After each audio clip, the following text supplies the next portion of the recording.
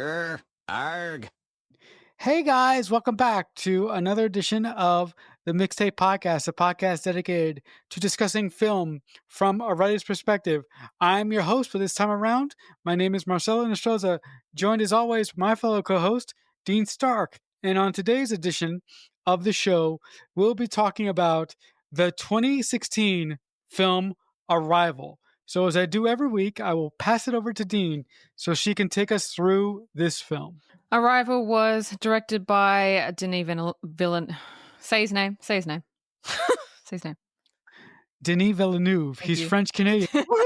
Thank you. It was written by Eric Heisserer. Try saying that 5 times fast. But this screenplay writer is actually amazing. It's based on the Story of Your Life written by Ted Chiang. So it's actually based on a short story. So if you don't know what Arrival is about, it is about this. When a mysterious alien spaceship lands on Earth, an expert linguist is recruited by the military to decipher their language. Now, this is probably one of the best alien encounter movies there is. There's something about it that rings true. It's not silly, it's not forced, it's not stupid. It's something that when you watch it, it feels real. It feels like it's almost like a documentary. Like that's how good it's directed, it's written, the acting, like everything in it is amazing. If you haven't seen this movie and you like kind of sci-fi-ish ET movies, this is one of the best. So the opening scene, we meet Dr. Louise Banks, and she's the linguist. She's played by Amy Adams, and we get the first couple of minutes is backstory on her. So we see she had a daughter, she had a baby, and then it's like the baby grows up to be a kid and they're playing and they're really, really close. And then when the daughter's about maybe like 15 or something, the daughter gets sick and we see the daughter in hospital and passes away. And it's a weird opening for a sci-fi movie.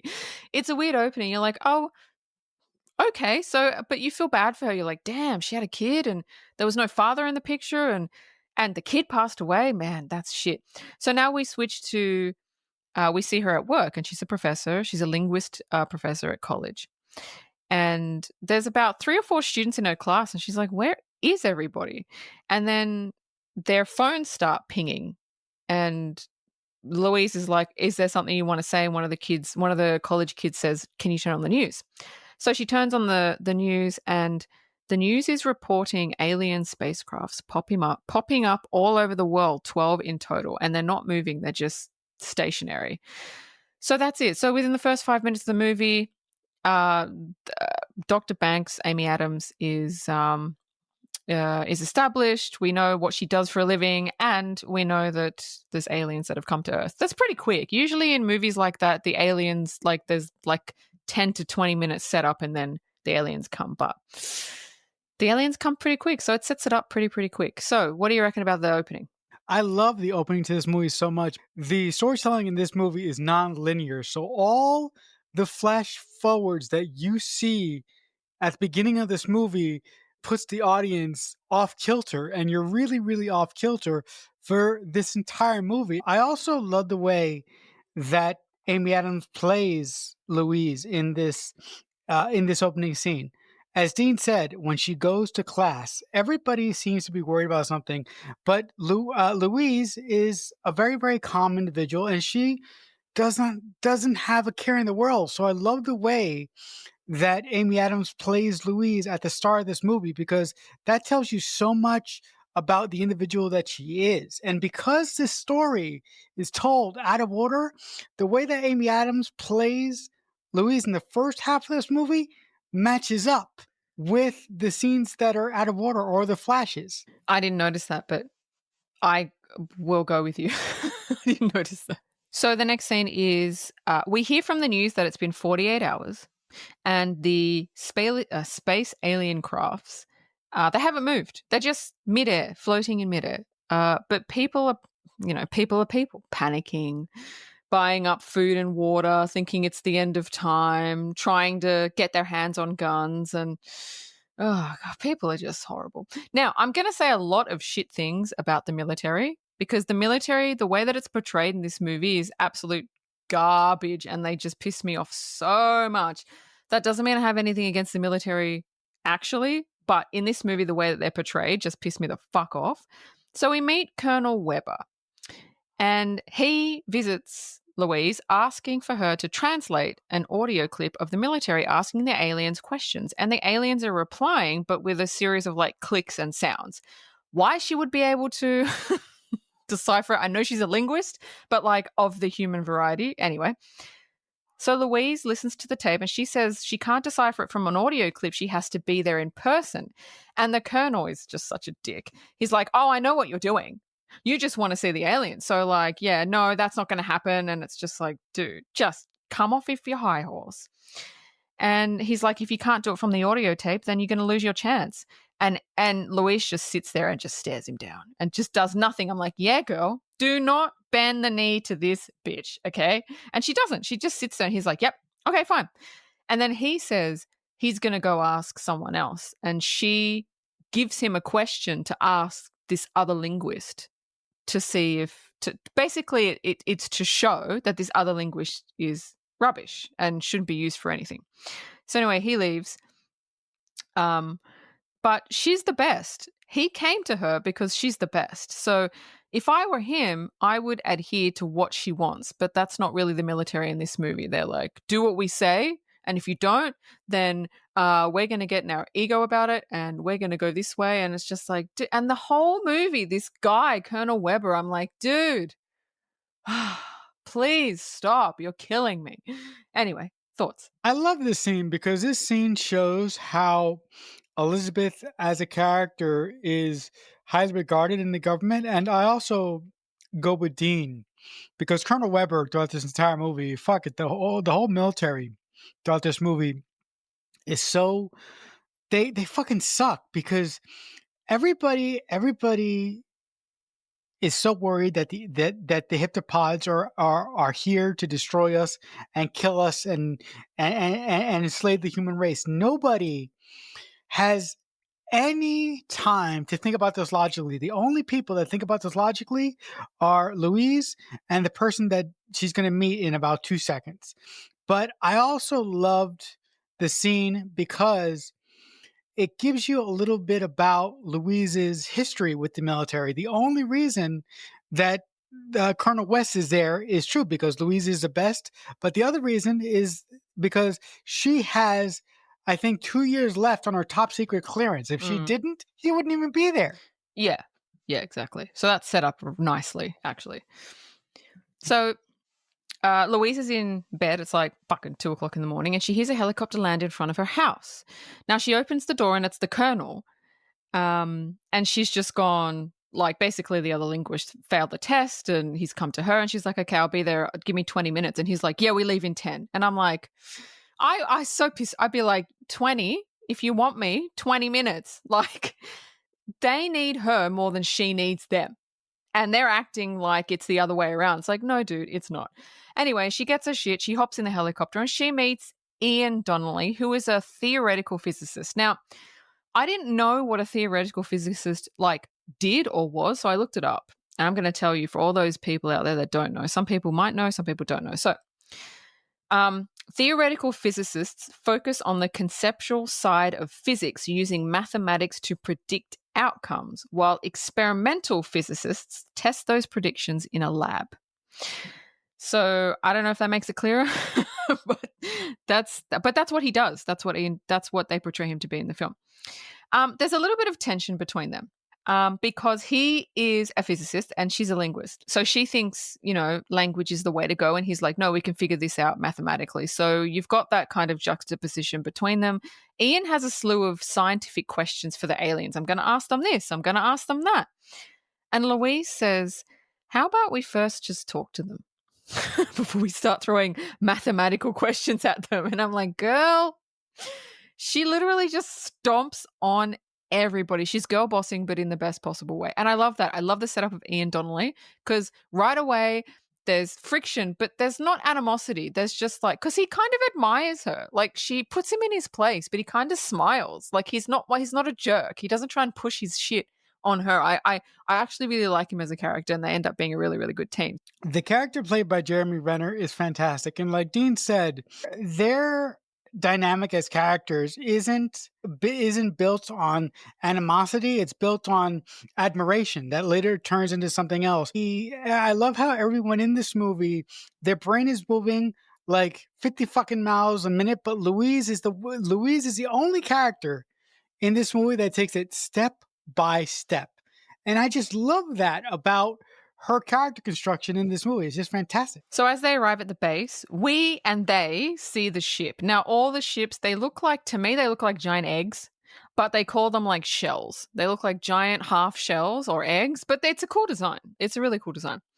So Colonel Weber, my favorite fucking character, tells them every 18 hours, a door opens at the bottom of the craft, and that's how they've been getting in and asking questions and conversing. So Louise and Ian, everybody gets in the fucking hazmat suits and they drive up to because the base is near the ship. They drive up to the ship and then the door opens at the bottom. So they get into I don't even know what it's called. They get into a thing that raises them up. It's like a construction thing. But once they get up to a certain point, there's like this anti-gravity thing that kicks in and then they start floating and they can walk on the walls. And I'm like, damn, that's pretty cool. And they walk on the walls all the way up to the room. And when they enter this room, there's nothing in it but a huge glass panel with like fog on the other side. And we slowly see the silhouettes of the aliens. I like the fog because we see them, but we kind of don't see them. And Louise is like visibly shaken, as you would be. And it's funny, I always thought the aliens look like Thing from Adam's Family. It looked like the hand. That's what I thought it looked like. I'm like, it's Thing. But that doesn't take away from the impact that the aliens had. I just thought it looked like Thing. When Louise and Ian finally get an opportunity to go into the egg spaceship to see the aliens, when they take the forklift up and they enter the egg, I love the way that Denis tilts the camera because like Dean said, they float up and Denis tilts the camera ever so slightly to indicate to the audience that they're actually walking up the damn wall. It's such a really, really cool visual. But I love the fact that once Elizabeth sees what they are, she has this amazing look of wonder on her face. And Amy Adams plays it so great. I don't know how you felt about that, Deep. She looked how I would feel if I was in her position. This is actually one of my favorite early scenes in the movie. They get back to base. So that's the end of that scene. And you're kind of like, oh, they get back to base and she's getting her hazmat suit off and she says to Colonel Weber, am I fired? And he said, you did better than the last guy. So I'm assuming that she froze up, which is understandable. And she just didn't do anything and they just brought her back to the base, which again is understandable. And I think Colonel Weber kind of gets that. So then we see her trying to decipher the alien language. And then it's time to go back to the ship and Louise is clearly scared, but it's her job and she has to do it. So that's just a little scene, but I just liked when she said, am I fired? That was funny. When they came back to the clean area and Elizabeth said, am I fired? And I also like the fact that when Ian comes in, he's just in front of her and he's just saying it like, he's like trying to catch his breath. And then immediately he turns to the right, it boots in a fucking hazmat little box thingy. I absolutely love that scene. So they're back on the ship. And on the other side of the glass is obviously the aliens, so they're back there. And this time Louise has brought a little whiteboard with her to try and communicate in written word because she's like, they're never going to understand us with what we're saying because we can't understand them. So maybe written word will be easier. Maybe they've got a written language like we have a written language and we can decipher it that way, which is smart because she's smart. So the first word she writes on the board is human and she points to herself and she says human, human, human, right? And then the alien lifts one of its arms and ink comes out of it and a shape of a symbol is formed. And it's like, oh, and then several more symbols. And they film, of course, they're filming everything. And when they get back to base, the Colonel Weber, he's such a dickhead, is frustrated at her approach, saying, it'll take too long. He's actually, what are you talking? You do it. Okay, go on. Talk to the aliens, dickhead. Go on. Go do it. Fucking do it. What are you talking about? It's like You know what this is like? It's like talking to a 2-year-old, trying to get them to like form sentences. It's like you have to start small and then graduate. And what's it? This is gonna take too long. What's? Are you on a time limit, dude? Is there like a what's going on? Like this guy's so fucking stupid. She's the smartest one there, and he's just like, oh, what you're doing is wrong. And she's like, she just shuts him down every time. She shuts him the fuck down. I hate this guy. Fucking hate this guy. Anyway, thoughts. But sorry. What we did learn in the scene was they do have a written language, and it is in symbols, and I love that because I'm an alien person. Not physically, obviously. I'm an alien person, and that is the way that a lot of them. There's two ways that they communicate. One is symbols. That's across the board with a lot of the ET races, if you're into that, and telepathy. So the fact that this guy used symbols was spot on to what I believe to be true. So I really, really liked that he went that way. With everything that you said about our favorite Colonel Weber, the reason why Colonel, and I can't believe this, I'm defending it, a son of a bitch. But the reason why, but the reason, I'm getting ready. Let's go. Let's do it. Ding ding. Let's fucking do it. the reason why Colonel Weber is such a fucking stickler for wanting answers so quickly is because Colonel Weber has people that he has to report to vis-a-vis the president and vis-a-vis the other leaders from the other countries. That's why I think from a story perspective, Colonel Weber is so fucking dead set on getting answers from these aliens as quick as he can. His own ticking clock may be running out. I love this scene. I love it. And I'm going to tell you why I love it, because she uses an Australian reference. So again, the Colonel comes down on her, right? This is literally the next scene, saying, you know, I have to explain to my superiors your actions, right? And I'm like, right? And so she goes, all right, okay, because she has to talk to him in layman's terms, right? Because she's obviously way more intelligent than him. She has to talk to him in a way that he's going to understand. She has to come down to his level. So she gives him an example. She says kangaroo. And he's like, what do you mean kangaroo? And she says, when Captain James Cook landed on Australian soil. That's Captain James Cook did discover Australia. So fun fact for everybody not in Australia that doesn't know that, now you know. So when Captain James Cook landed on Australian soil, he saw a kangaroo and pointed to it and said, what is that? And the natives, the Aborigines, replied kangaroo. It was only later on that he found out that kangaroo means I don't understand. And her point being, she doesn't want to misinterpret what they have to say. And he understood that. He goes, okay, now I can report back to my superiors. He leaves. And she turns to Ian Donnelly and she goes, yeah, that story is not true. I'm going to tell you the true story because it's half true. I think the writer just used it as an example. So the true story is Captain James Cook landed on Australian soil and he did point to a kangaroo and he said, what is that? And the Aborigines said, gangaroo. But James Cook, when he went back, he misinterpreted it and he wrote down kangaroo. But it's actually a kangaroo is actually called a gangaroo. He just misinterpreted it. But I like how the writer took that story and then kind of tweaked it, but made it work for the story. But that's actually the real story. So straight from an Australian. There you go. Legitimate facts. What do you think?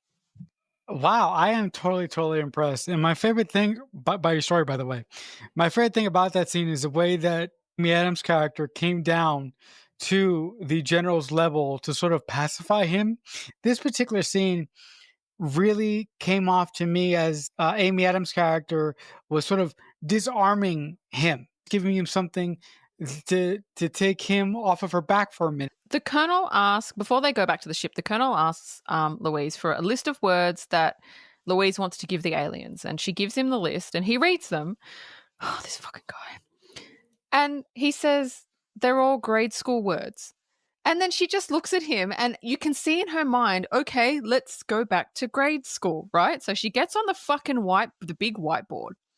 And then she has to explain to this dummy that she needs to teach them what a question is and the difference between you and your and what words mean so they can understand basic sentence structure to get a response. And he's like, oh, okay. I fucking hate this guy. Listen, the way that the screenwriter has done it, I understand, because what he's done is he's actually explaining it to the audience, but making it look like she's actually explaining it to him. So what the screenwriter has done is really good, but I still fucking hate his character. Or there's some movies where the writer will make the characters say something because the writer needs it to happen. But everything that Louise does in this movie seems organic, and the way that she interacts with everyone, especially this fucking general guy that I can't stand, and Dean is making me hate him as well with all her disdain for him. I love how the writer uses the general's dumbfounded intelligence to explain stuff to the audience.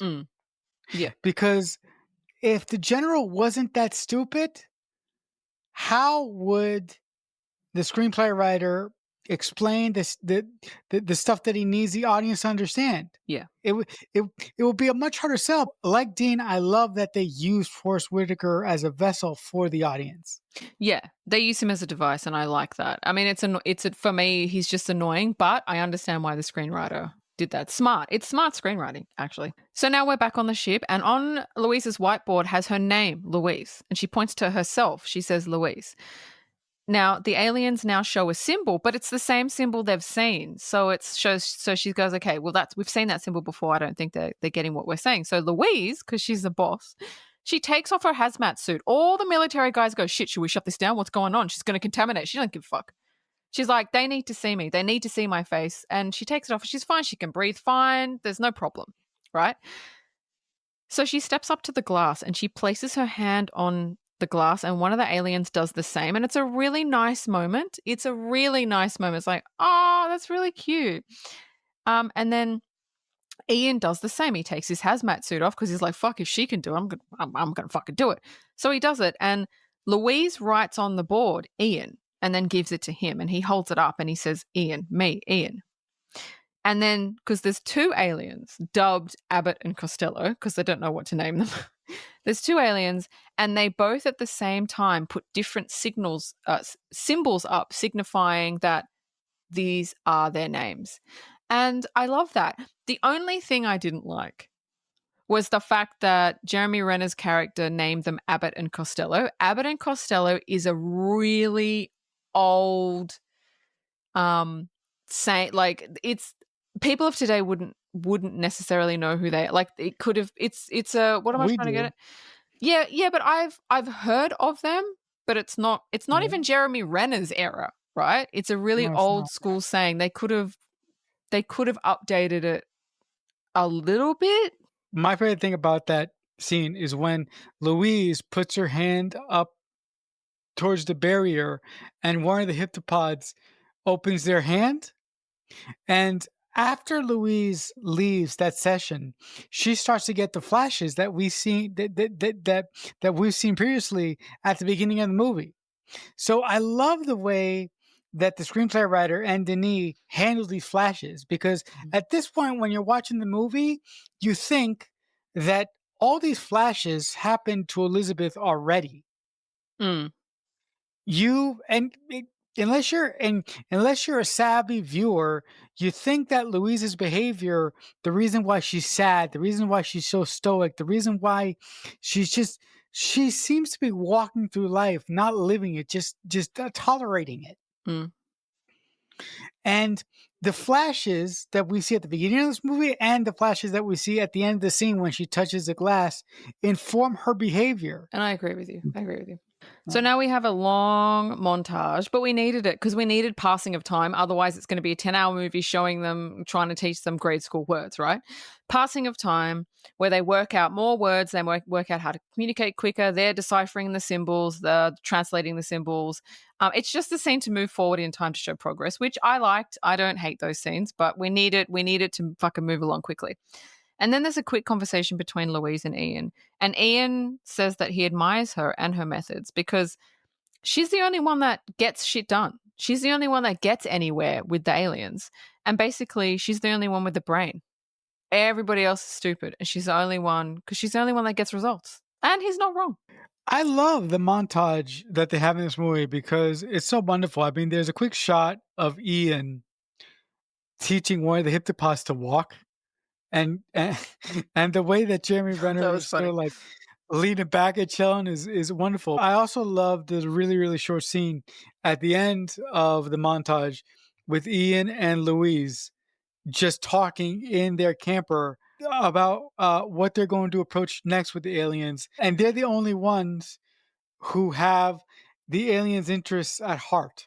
So now we see on the news again a new story of people panicking and protesting the government's response and mass fucking panic. And then we see two of the army dudes, like privates, listening to a podcaster saying that they can't wait for the aliens to do something. We need to show force. Listen, this whole fucking scene right here is why aliens don't show themselves, because of this BS. It's true. Everything that this scene is exactly what people would do because people are dumb and they don't know any better. I mean, they fucking are. So, and I just want to put one more point across. As if the military has any kind of fucking weapon that could do any sort of damage to an alien spacecraft that travels through fucking galaxies. I mean, our military is deluded. If aliens wanted to invade, there is nothing we can do to stop it. And it's laughable that the military thinks that they've got some sort of weapon that can stop them. They can't. They can't. And in this movie, it ramps up to a point where it's just like, humans are just dumb. Just wipe us out. Just wipe us out. First of all, the military would never let soldiers listen to fucking NPR. I am 100% with Dean. Like if aliens decided to fucking invade us, there's nothing that we can do. Absolutely nothing. So now we're back with Louise and the aliens.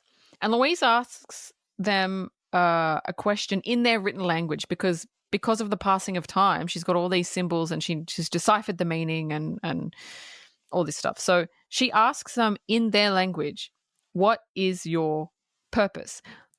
Before this, I just want to discuss the montage of time, and now she can just miraculously decipher their language is a really, really good way of making it believable that she's deciphered it without actually showing how she did it. Because we don't know how she did it. It was just like, oh, it's been like a couple of months. She's deciphered it. Great. And you don't even question it. But then when you think about it, you're like, but how did she decipher it? But he's cut all that out because it's unnecessary. It's not what the story is about. It's unnecessary. So I really, really like what he chose to go with there. Anyway, in their symbols, she says, what is your purpose? And they write back on the screen, offer weapon. Now, this doesn't go down well with the military people.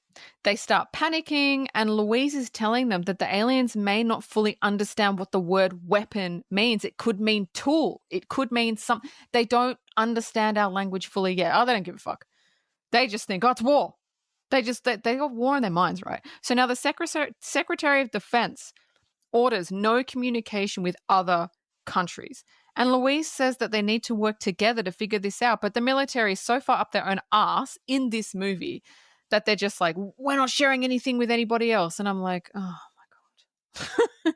Louise is right. They need to work together. But every single leader in this country is so far up their fucking ass that they're like, oh, well, we don't want to share it. What will happen? And I'm like, what do you mean? What will happen? So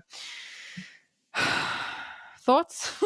The failure of the military listening to Louise is the main tension point of this movie. It's actually wonderfully done. So the same military privates that were watching the podcast are going, yeah, we need to act first. They take it upon themselves to plant a bomb inside the ship because they think nobody else is doing anything. They're going to attack because they're brainwashed by the news, by the podcast or whatever. And then Ian and Louise enter not knowing about the bomb. And the alien taps on the glass and Louise steps up and then it squirts ink on the glass, which is really cool.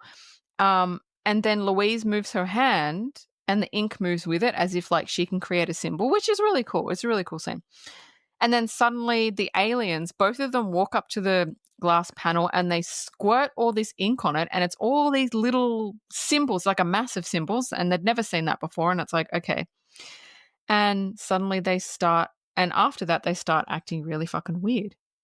And nobody knows what's going on. It's like, are they going to attack? They seem agitated. And then they create this force pushing Ian and Louise back as the bomb blows. And they send them all the way down this tunnel, sealing it off. So sealing the bomb off from them so they don't get hurt.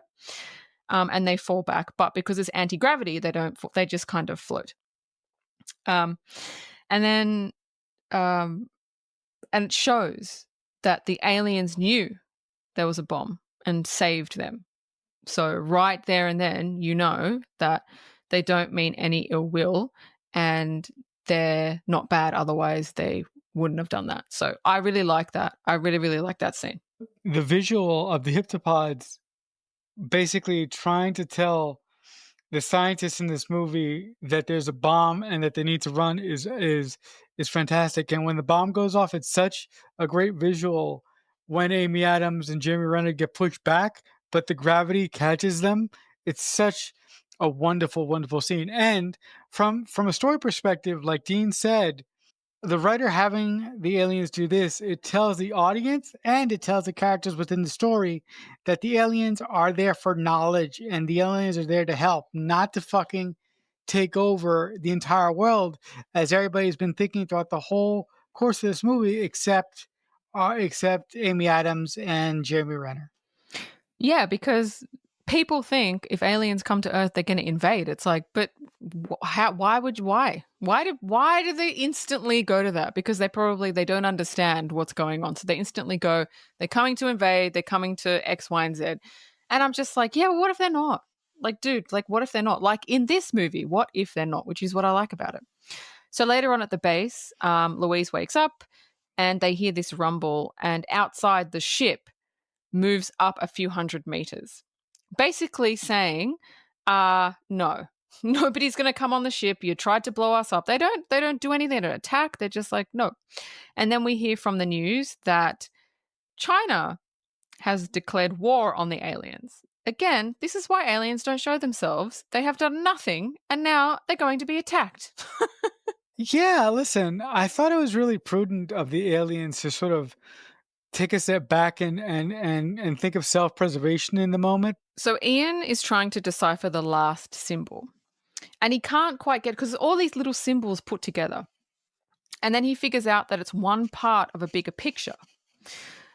So Louise tries to convince the military to work with the other nations to combine all their symbols to see what it says, because there's 12 pods and they have to, it's a bigger thing, but they don't listen to her. They never effing listen to her. So she gets the shits and she's like, oh, fuck this. So she marches up to the ship and she looks up at it. And as she approaches, the ship sends down like a little pod, which she hops in and takes it all the way to the ship. And I love it because it shows that they trust her. They know she was not the one that put the bomb there. And this is my favorite scene in the entire movie. She steps in the pod. And when she steps, she moves and the pod goes up. And everybody sees this, but nobody kind of knows what to do about it. So now she steps out and she's on their side of the glass. Now, the way that they've shot this, it looks and sounds like she's almost underwater. I like that because it's not kind of looks CG, but kind of doesn't. Like I like the way that what they did there. Then there's a shot of that one of the aliens comes up to her, and because it's all foggy, you can't really see how big it is until Louise steps forward, and you can see like the hand bit with the tentacles. That's just like the little bit. But Denis does this beautiful shot of the alien standing in front of Amy Adams, and it's massive. It's like bigger, like it shows its full size. And I'm like, oh, I like when they were conversing with the aliens through the glass.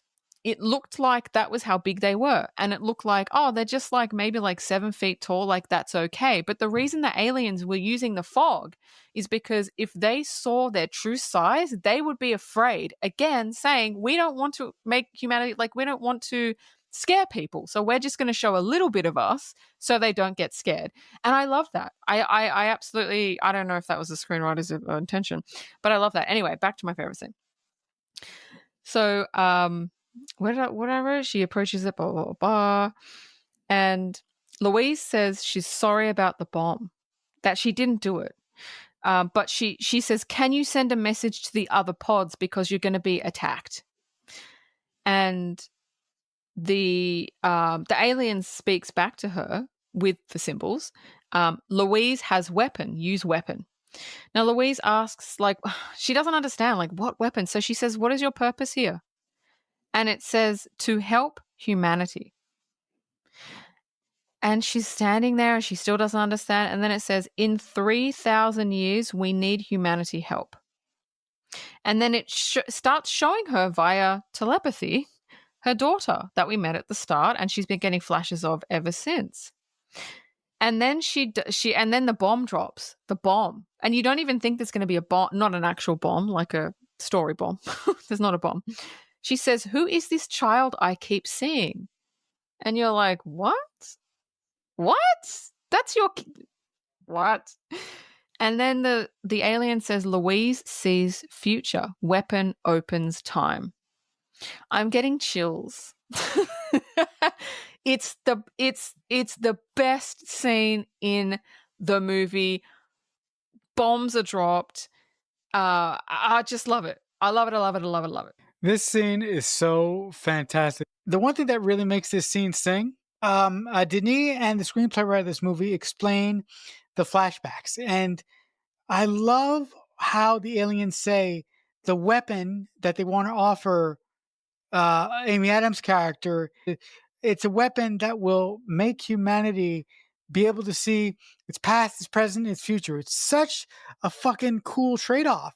And the whole way that Denis designed this scene with the writer when Amy Adams goes into the Hyptopod ship and she's like floating in this whiteness, it's absolutely fantastic. So we go into a future memory of Louise's, and she's talking to her daughter. So now everything with her daughter has not happened yet, just so we're all caught up.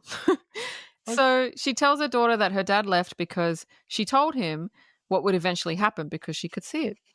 And he couldn't handle it and left, saying she made the wrong choice. Now, all around the world, we go back to the present, all around the world, the pods begin to move. And Louise begins to get flashes of her future again, of her teaching the alien language. And she's even written a book on the alien language. And then she says, I know how to decipher it, because she's already seen her future self decipher it. So she's got all that knowledge now.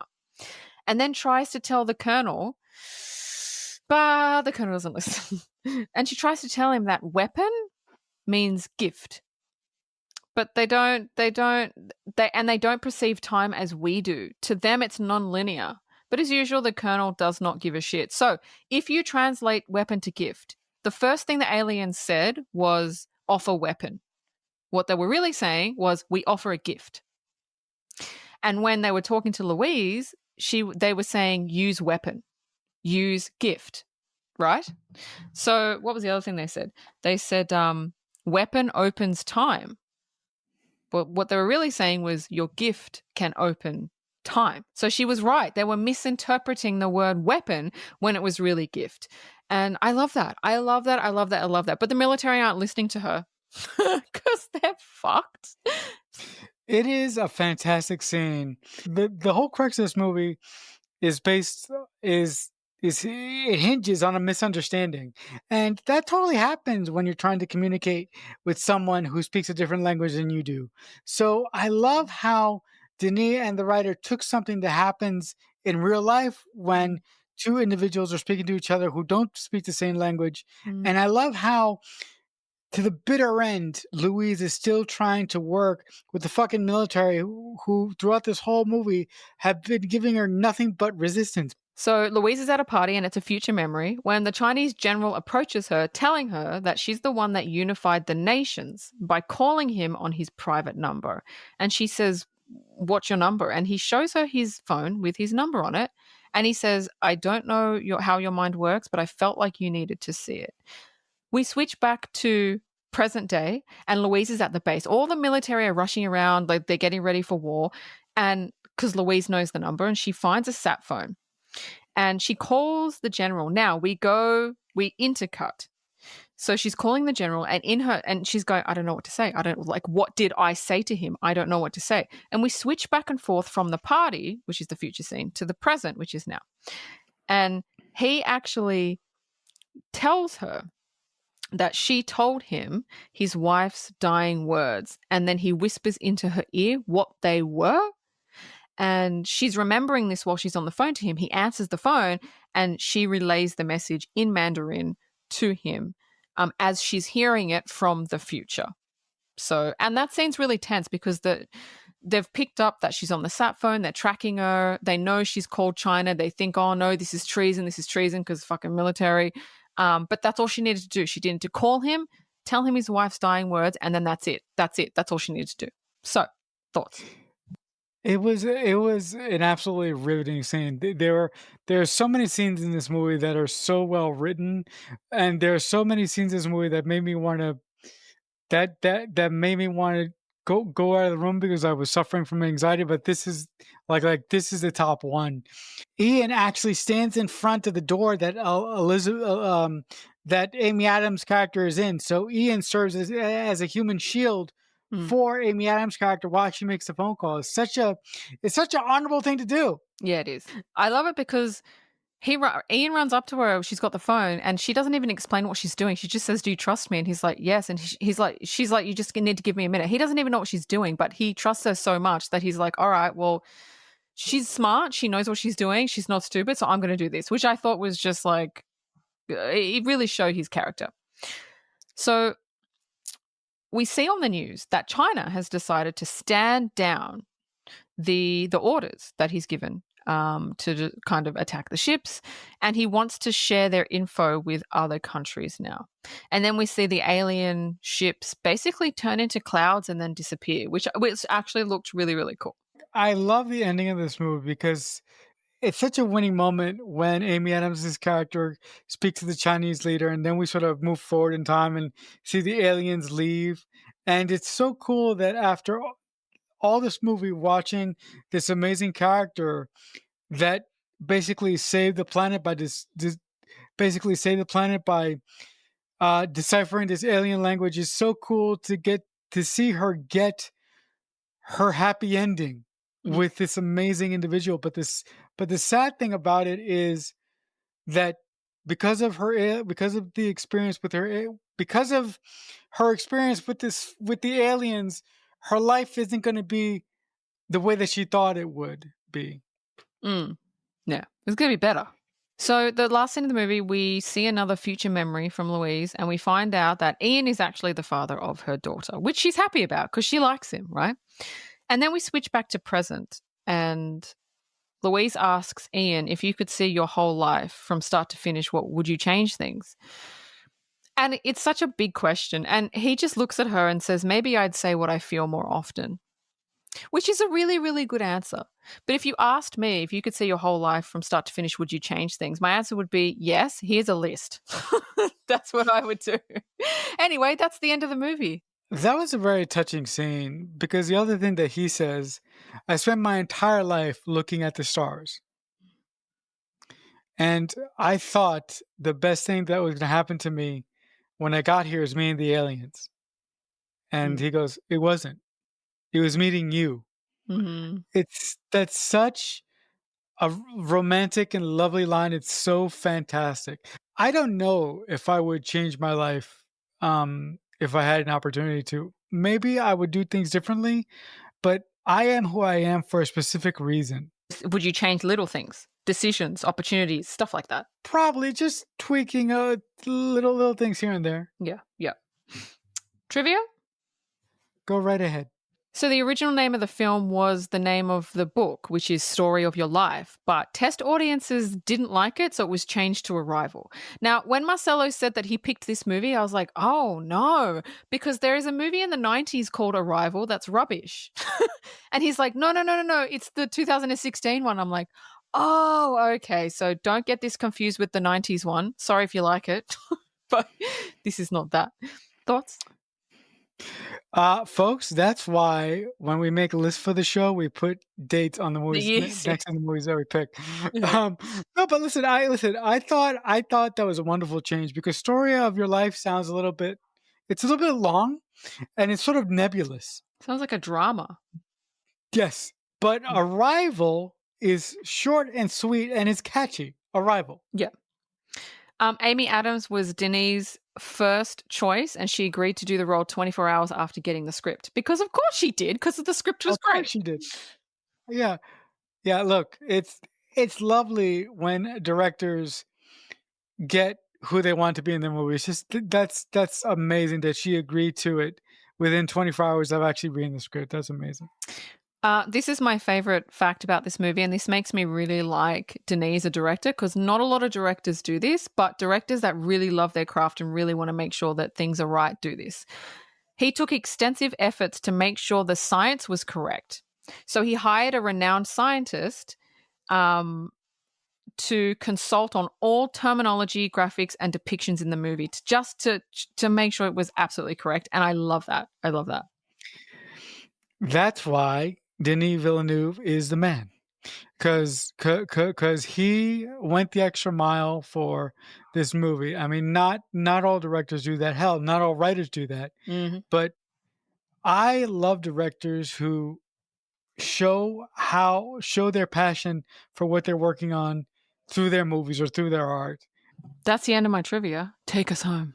All right, guys, that'll do it for this edition of the Mixtape Podcast. But if you guys want to send us questions, concerns, whatever, we do have an email. It's themixtapepod at AOL.com. But also, just before we leave, if you want to come back to listen to another episode of our wonderful, wonderful show here, next week we'll be talking about a late 90s classic. We'll be talking about Blade. Until then, guys, for my fellow co host, Dean Stark, I shall simply say if someone is kind enough to ever make you a mixtape, that must really mean that they love you. The Mixtape Podcast is a Balloonhead Productions presentation.